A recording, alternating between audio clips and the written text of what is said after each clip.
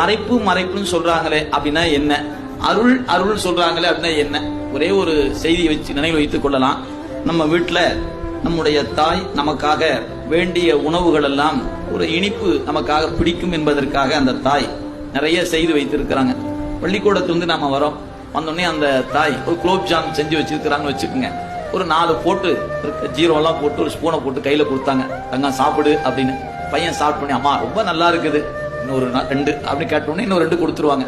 2க்கு சாப்பிட்டு இன்னும் 2 கேட்டனா கொடுப்பாங்களா?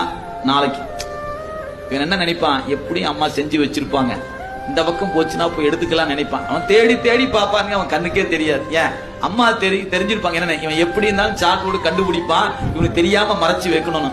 நல்லா சிந்திச்சு பாருங்க. இவனுக்காகத்தான் அந்த தாய் அந்த இனிப்பை செய்தாள்.